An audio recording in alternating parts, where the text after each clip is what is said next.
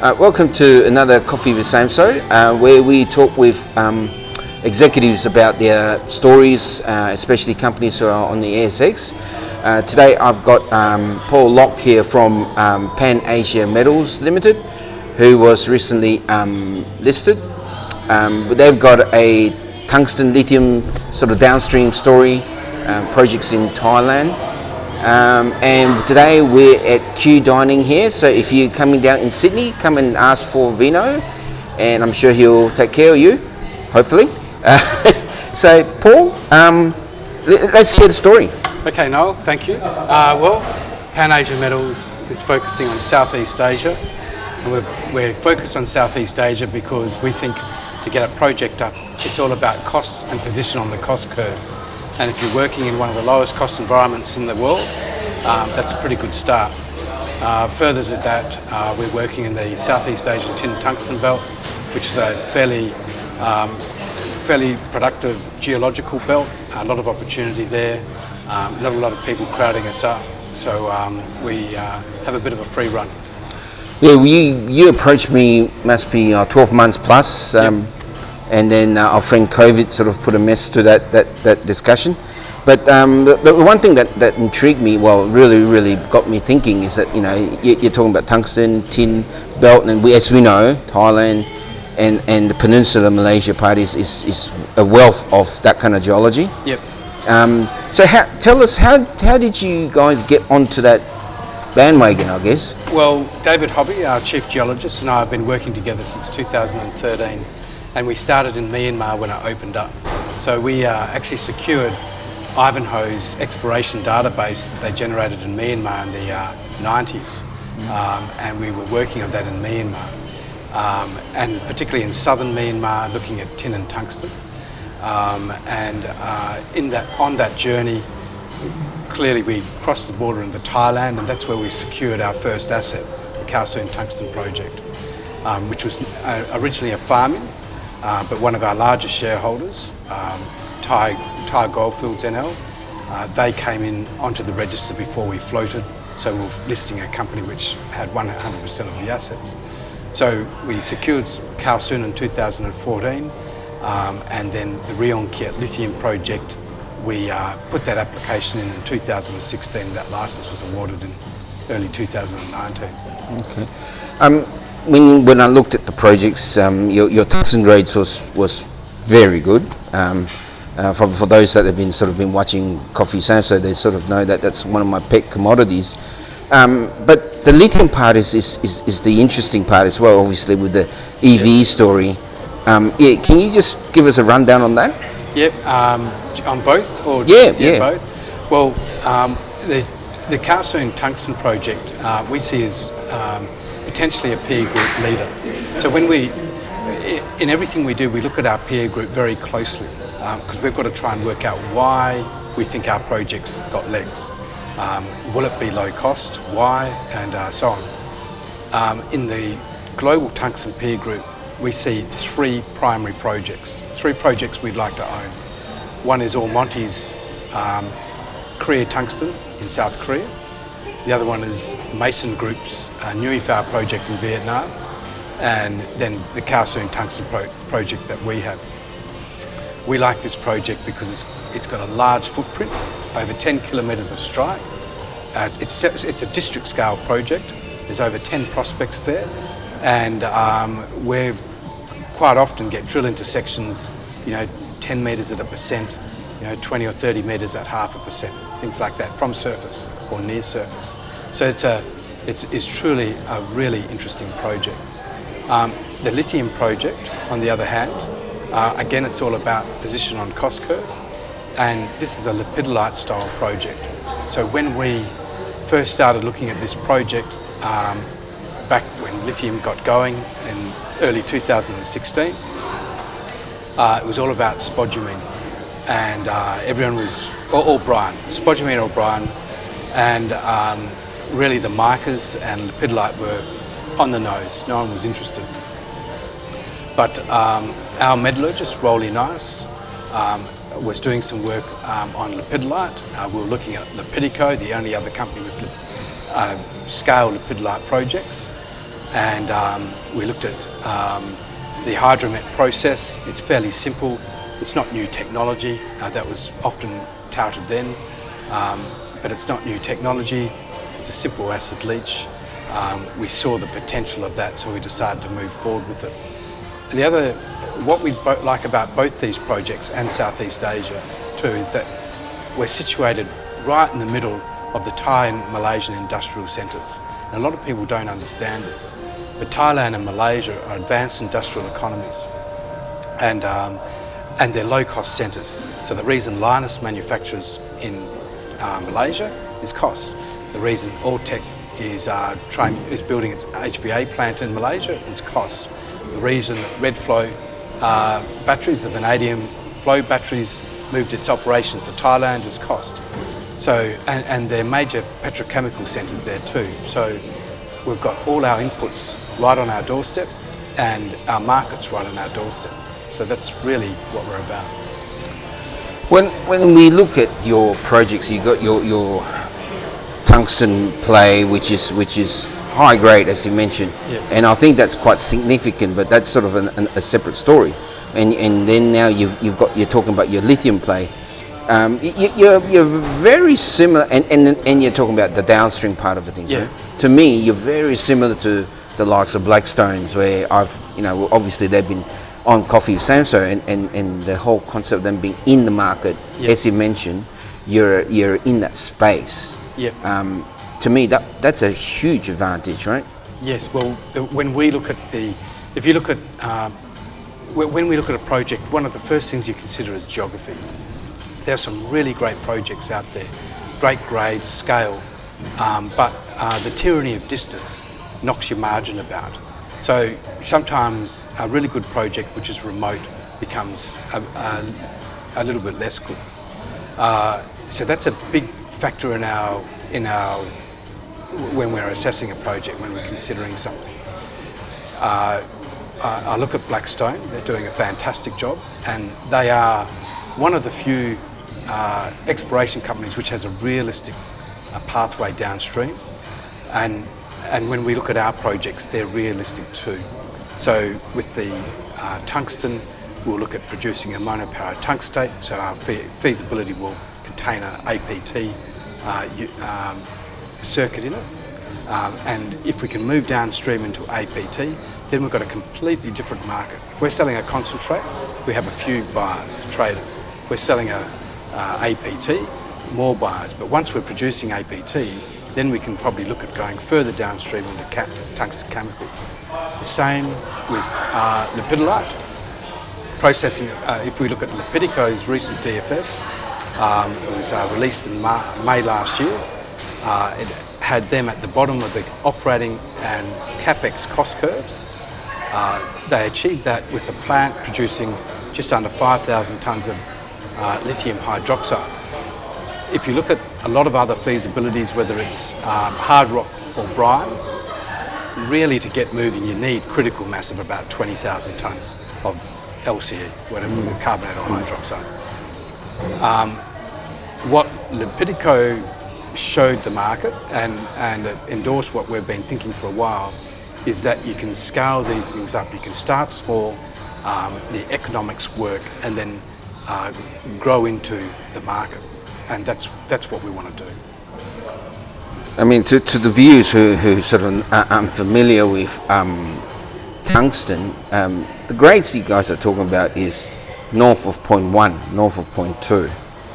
Most of the mines are in that vicinity, except for the one up in the Arctic there with Kentung. I think they're playing with 1%. Yep, right? That's right. Yeah. So to me, that's something of noted. And you're a 20 million market cap company. Yep. With you got your foot into the EV world, downstream processing. You've got a foot into the critical metals, which I think it still hasn't. His head hasn't come up yet, but it's you can hear the noise there with what could be another sector. Right? Yeah. You're talking about the tungsten. Yes. Yeah. Well, our remit is new energy and critical metals. I mean, you have to just use specialty metals, and if we look at tungsten, and when you look at the global peer group, I think the average resource grade is only just above 0.2. Our exploration target, which is reasonably conservative, is 0.2 to 0.4. In the drilling we're doing at one of our prospects, we just released something on ASX last week, an announcement on ASX last week with our latest assays, and we've got intersections there well above 0.5 and some above 1%. The old Kaohsiung tungsten mine, we calculated its average head grade was 2.2%, and we've got a USGS report, and they had tungsten, or W, not WO3, at greater than 20%, which is just crazy. Now that's sort of one-off, rock chips and stuff like that. That's not your resource, but the district has a lot of good grade in it. The other thing too, it's very clean. So when the mine was operating, apparently they were shipping DSO directly to Japan. So it's a clean ore, it's got scale, and I think we can do something pretty good with it in Thailand. When we talk about lepidolites, mica, lithium, there's a school of thought that it's, as you've mentioned earlier, that you talked about that it's not as complicated as before. Yeah. What is the current market? I mean, my thoughts are maybe 4 years old or something. Yeah. But what is the current market going forward? Are people adopting it? Is technology sort of swimming together at the same time now? Well, I think back when when lithium really started to get investor interest, which was really in April 2016, and earlier than that we had Galaxy, I think Altura, and one or two others exploring for lithium. But back then in the investors' mind, it could have been clay. No one really cared less. When the first lithium boom got going, the only operating hard rock mine was Greenbushes, and Greenbushes is spodumene. It was and still is the highest grade project. And so naturally, when a fad starts, everyone gravitates to the easiest path, which is spodumene. They're doing it, we'll do it. And lepidolite was not well known, and still isn't. You know, if you look at the amount of spodumene resources around the world, lepidolite would be less than 2%, even if that. So it's not well known, it's not well understood, but you don't need roasting. And as we move forward, carbon neutrality is becoming a big issue. So you don't need roasting, so you're already ahead on costs. And lepidolite in particular has a lot of byproducts in it, so cesium and rubidium and so on, and they help to bring costs down. And it is a basic acid leach to do it. So it's not a high-tech process, it's not a process which hasn't been used, it's just a different material they're putting into it. And in terms of cost, I mean, you mentioned that it's lower costs and things like that. Are we talking about magnitudes of tens or? We can only work off one peer feasibility at the moment, and they were producing lithium hydroxide at an all-in sustainable cost of around $3,500, which is pretty low, and that's for 5,000 tonnes, just under, of hydroxide, and closer to 10,000 when you include equivalents. And the capex on that plant was about 139 million. It's still a feasibility, and so on a per tonne of annual production, that actually put them at the bottom of the capex cost curve too. So it's very cheap, and when you look at the global peer group of feasibility studies, the average, we calculate the average capex spend to build these projects is about just under 500 million US, and that's a big ticket item. And I think one of the things you've got to consider when you're looking at a project is how are we going to fund it? You know, when you've got, right now there'd be probably 20 lithium projects out there looking for somewhere between $400 and $500 million. So which cab on the rank are you, and why are the investors going to choose you? And I think the investment community forgets that sometimes. when you, having been a project financier, everything we do is about bankability, really. Is it bankable? Will someone bank this? Can someone bank it? That's just the way we look at things. You brought up a good and reminded me of something that I wanted to ask you. Was I looked at your board and your very commercial experience is quite highlighted. Is that something that you guys plan for? Because obviously you're talking about downstreaming, you're talking about being bankable and things like that, right? It's not something that you can do easily. It's not. My view is, so if we look at our board right now, 4 of the 6 directors were founding directors. David Hobby and myself, my background's project finance. David Hobby's a career geologist. He's got a lot of experience. David Doherty has been in Thailand since the 80s, and in fact a company David was a large shareholder of identified and ultimately sold Chatri to Kingsgate. So he's been in Thailand for a while. Thanasak Chaniapun is a Thai national, a highly respected local businessman and lawyer, and so he helps us with how we work in Thailand. And then as part of the ASX listing, we brought on Ian Mitchell and Roger Jackson, who have been in and around ASX listed companies forever and a day. But there's no project building experience there. And your question is basically that: what are we going to do? Our view is that when you're at the start of your feasibility phase, it's no use, or you're in exploration. Engineers don't bring much value to you then. But as we start to move into feasibility, we would want to bring in engineering capacity, whether it's a director or a consulting firm which is reputable. But I'm of the belief that if you don't have the smarts in your core group, you either bring them in or you rent them, you contract them. So there's no issues with making sure our skill set is what we need or fit for purpose. Now, from an investor point of view, obviously we've talked about the upside of the tantalum and the tungsten and the lithium and where you guys are going. From an investor, what would you say to the guy that says, why should I invest in PAM? Well, it's cost curve. So I believe whenever an investor looks at a company, you've got to be able to say, is it going to be somewhere in the bottom third of the cost curve?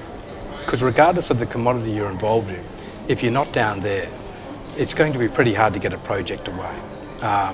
So I think if it's below the middle of the cost curve, it's just about impossible to bank it. But particularly if you've got a couple of projects which are looking for finance, which are in the bottom half of the cost curve.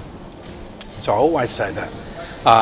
I'm not a big believer in trends, so I like to follow projects which, I only look at projects where we think we can be at the bottom of the cost curve and they're basically bankable and doable, so doability.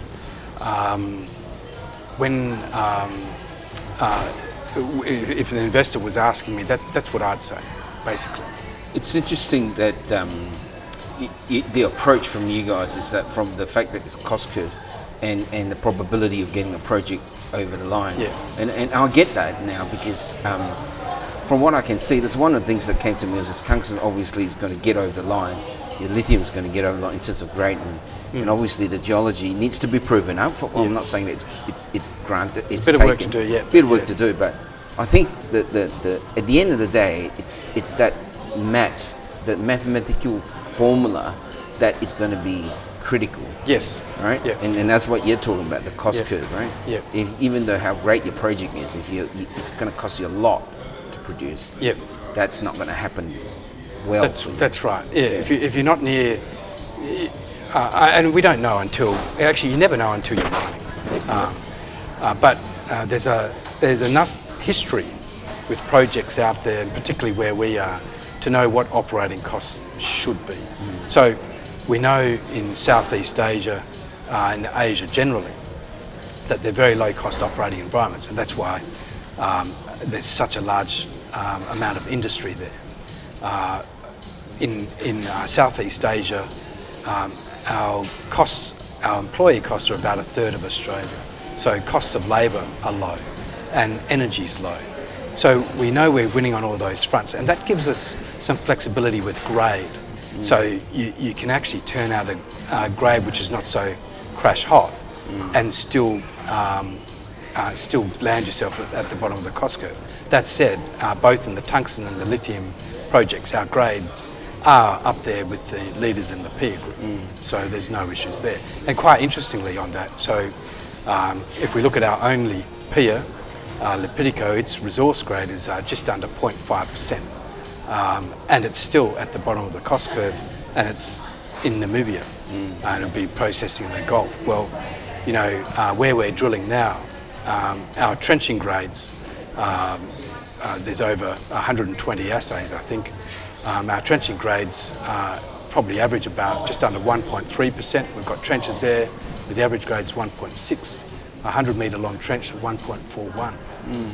So, you know, we've got good, strong expectations about that project and what it can deliver. I mean, EMH is European Metals is a good example where they've the value has slowly been increasing. Yes. And over time, I mean, 2 years ago it was struggling, but now it's looking healthier, right?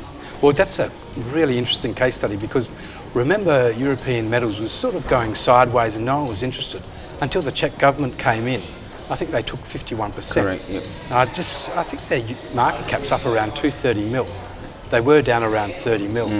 So it's a really interesting case study where you bring a partner in, they take half the project, but your project's more valuable because your key stakeholder. You've banked the project in some ways. Basically, yeah. So that's another advantage where we are.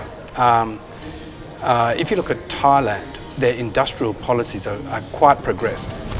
And I think in 2009, their auto manufacturing policy actually had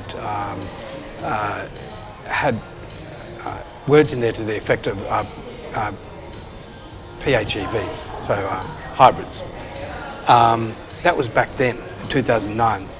Their current auto policy is all around EVs, and they're positioning the country of it's called Thai 4.0, Thailand 4.0. It's like German 4.0. It's all about S-curve industries, and the EV policy is about encouraging production of electric vehicles and batteries. And they're offering 10-year tax breaks and incentives. And as a result, there's more than 10 auto manufacturers there which are currently or will be producing EVs. I think now there are 2 battery manufacturers there. And they're not cattles. They're not, you know, BYDs or Geelys. But, I mean, they're still consuming lithium carbonate or hydroxide. These factories will still consume tungsten tools. So it's actually a really interesting region for what we've got and what we plan to sell.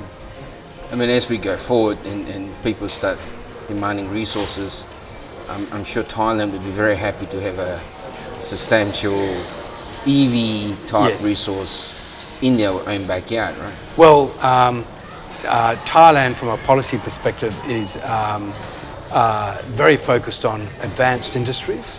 And if we're delivering metals which are being valuated in Thailand and going into industry in Thailand, it's going to be seen very favourable. And in fact, the minister told me a few years ago they'd roll out the red carpet for us if we were producing advanced metals for valuating in Thailand. So going forward, what would the news flow be for everybody? Well, we're drilling at the moment. We've delivered a lot of news on our tungsten project since we listed. So we listed on the 8th of October, and we were drilling at the tungsten project all the way to the middle of January. And then we shifted our rig across to the lithium project middle of January. To shift the whole rig and crew took about 3 or 4 days, because it's a couple of hours to the west, and started drilling. We've been drilling since then, except for a 2-week break. News flow will be, right now it's drill results. We've just shipped off a heap of assays, so we've got assay results coming, further drill results, resource, scoping and feasibility. So that would be the order of things. But also for investors who are looking at our company, we've been in the region for a long time. We know it really well. We know where the opportunities are. And our objective is to build a portfolio of low-cost projects. We're not interested in the biggest project. We're interested in projects which are fundable and doable. They sort of fit in with the communities and governments where we're operating, and they're low cost. So that's what we expect. I mean, for you guys out there, obviously, this to me, this is quite a different company to what we've been talking about, because it's again, we're in the EV sector, but you know, at an early market cap, I think it's an early ground floor story in some respect. Yeah, definitely. The evidence of potential resource are apparent with your results on your tungsten side as much as your lithium side. Different technology, cheaper processing costs. No scale requirements. Yes, and you're in the marketplace. And what I like is that you're sort of in a place where it's not crowded. You're not fighting for attention.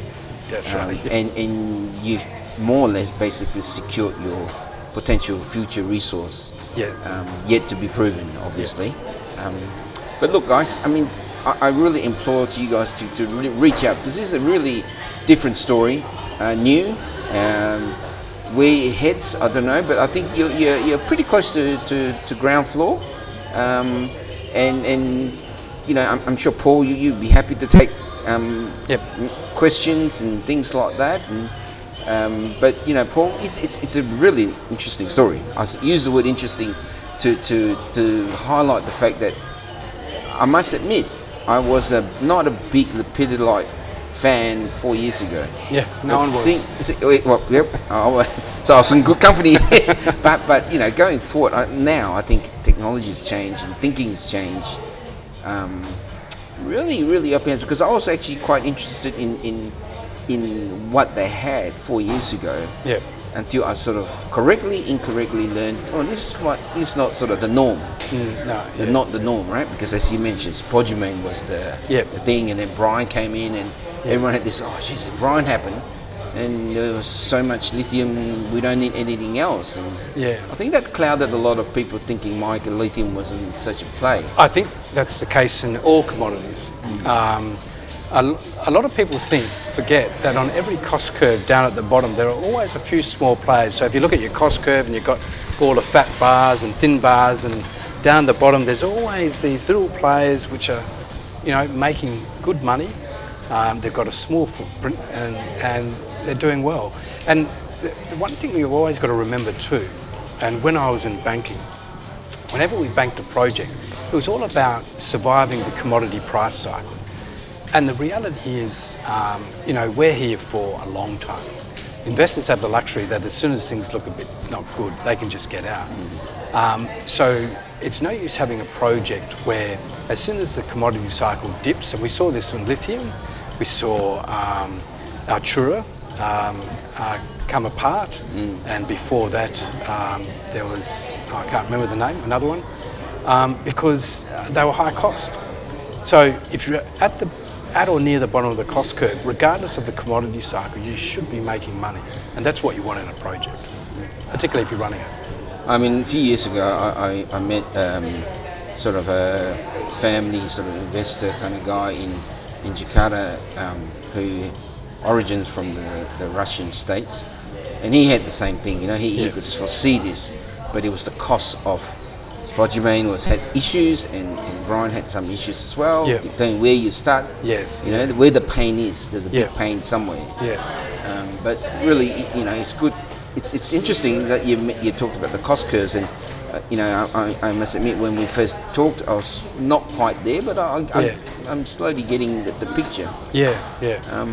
But look, I mean, Paul, any last words to fledgling investors looking for a punt?